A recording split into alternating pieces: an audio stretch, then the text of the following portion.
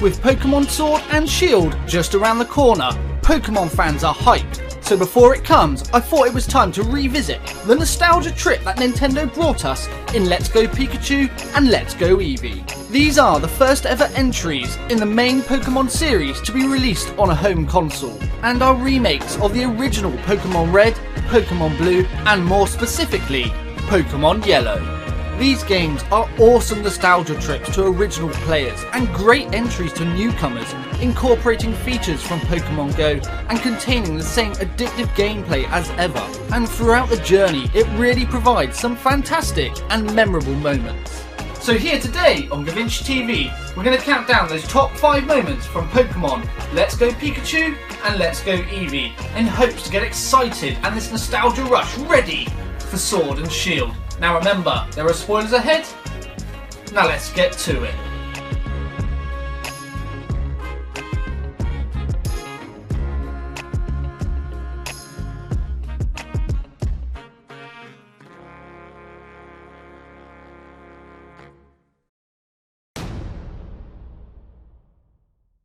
We begin this countdown by entering Game Corner, where we find Jesse and James taking a little break, and it's here where they reveal a hidden entrance behind a poster with a vehicle on it. The poster is guarded by a Team Rocket member, so battling and defeating the Team Rocket guard reveals our 5th entry, the Team Rocket Hideout. The Team Rocket Hideout consists of multiple floor levels, Team Rocket members trying to battle you and defeat you at every turn, and even a conveyor belt maze which will really test your patience, with items and secrets hid around every turn. Though in order to progress any further, we need the lift key, and after defeating a Team Rocket member, he throws it out of reach, and this is where, for the first time ever in the main series of Pokemon games, you are able to control Pikachu or Eevee and obtain the key. Exiting the elevator puts us where we want to be, to save Cubone, but first we have an audience with Jesse and James. This confrontation is a double battle, your Pokemon versus James's Weezing, Jesse's Arbok, and defeating them disposes of Jesse and James. Looks like Team Rocket's blasting off again! You've gotta love Team Rocket, I mean that never ever gets old. This brings us to Archer, the admin of Team Rocket, and defeating him grants us an audience with the leader of Team Rocket, Giovanni. Giovanni is no pushover, so make sure you've trained properly up to this point and have the correct Pokemon in order to bring this tyrant down, and thus receive the Sylph Scope and save Cubone from Team Rocket.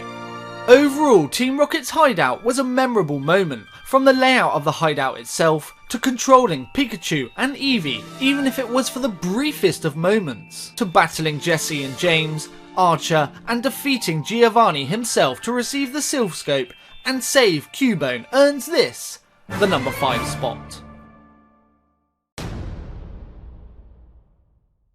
The entire journey has led to this very moment, capturing your favourite Pokemon, forming a bond and picking the perfect team to enter the Pokemon League, battle the Elite Four and become a Pokemon champion, giving the right to call yourself a Pokemon Master.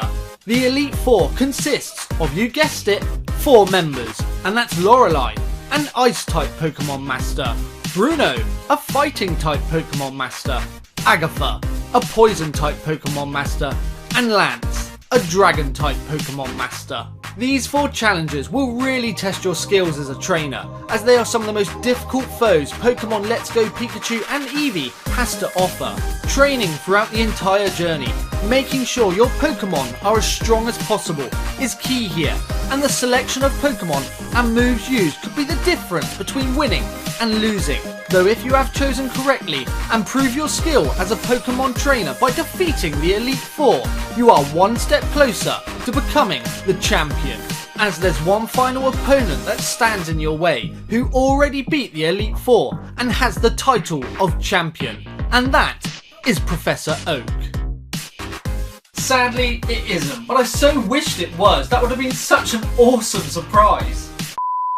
Your final challenge is your best friend and rival, in which you've experienced this journey with from the very beginning, and here you do battle to determine the true Pokemon champion. Your rival's Pokemon are extremely well balanced, so you have to be a step ahead at all times, as this is no easy challenge. Though with skill and the bond you share with your Pokemon, you prove you are a true Pokemon master. Defeat your rival and claim the title of Pokemon League champion, cementing your name in the Hall of Fame. Battling the Elite Four and your rival, and the variety of Pokemon you went up against and the challenge they provided really tested your skill as a player. The entire journey led up to this point, so becoming champion and cementing your name and Pokemon into the Hall of Fame was so rewarding and a key moment to remember, earning this, the number 4 spot.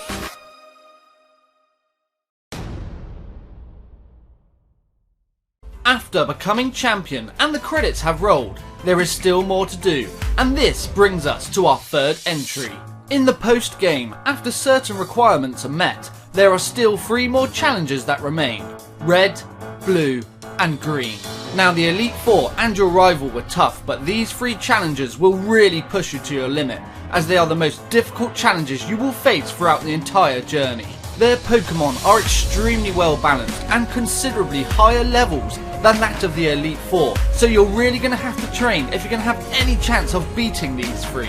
Yet the challenge they provide is so satisfying, because where it's so tough and you're able to overcome them, it really proves your skill as a trainer. The fact that they included additional challenges post-credits, especially these 3, was a really nice touch, as once the credits had rolled, it really gave you another goal to aim for. The difficulty curve spiked considerably, and the satisfaction that you would gain from defeating these 3 was so rewarding, and if done so, you could truly call yourself a Pokemon master. So overall, the challenges that are red, blue and green earn themselves the number 3 spot.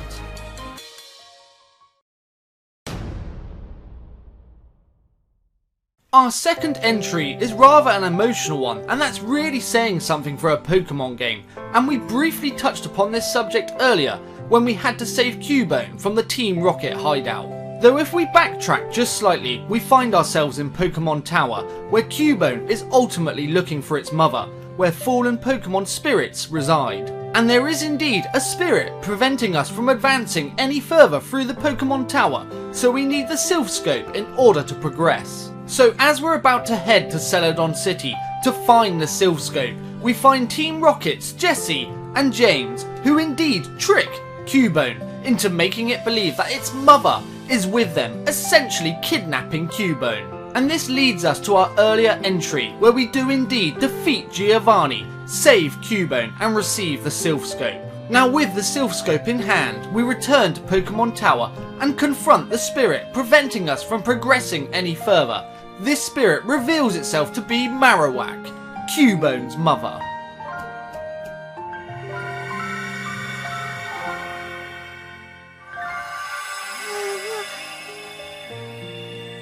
I enjoy Pokemon games like all of you watching now, because they're fun, enjoyable, challenging and addictive experiences, but never up to this point would I have ever imagined being so emotionally engrossed into part of a story. It was delivered so well and a nice surprise. With Cubone and its mother spirit reunited, they are both put at ease. The mother spirit is no longer restless, returning to its kind and peaceful nature and departs to the afterlife. Whilst Cubone has seen its mother one last time and finds a new soulmate in your rival, Trace.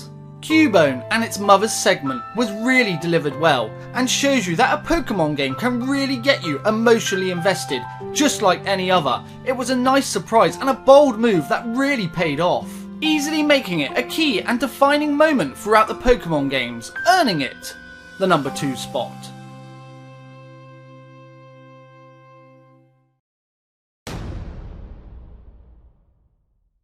Our number 1 entry is Bill, who accidentally messed up his experiment, got combined with a Pokemon, and has the ability to stand up. Don't worry, that's not our number 1 entry. I was just having a laugh, I was just having fun, although saying that. No, our number 1 entry is my favourite moment from any Pokemon game. The moment I was getting excited and ready for since the very start of Let's Go Pikachu and Eevee, and it's finding and catching those legendary Pokemon. Pokémon Let's Go Pikachu and Eevee contains 4 legendary Pokémon, and that's Zapdos, Articuno, Moltres and Mewtwo. All 4 legendary Pokémon are extremely well hidden and can't be accessed until later on in the game. Yet when you find them, don't expect to catch them so easily, as you have to battle them all and they all prove formidable foes. And make sure you find and save that Master Ball till the end of the game, as you're going to need it for Mewtwo, as he puts up one hell of a fight. The legendary Pokémon in Let's Go Pikachu and Eevee are fantastic. The movie screens that initiates with each encounter, their details and designs are phenomenal. The fact that they are extremely well hidden and put up a hell of a fight in battle and preventing capture, and that satisfaction you would gain from adding them to your team so that they are indeed battling for you. Overall, finding, battling and capturing the 4 legendary Pokémon from Let's Go Pikachu and Eevee is the moment I was waiting for from the very start of the game, and it certainly delivers, so it overall earns our #1 spot.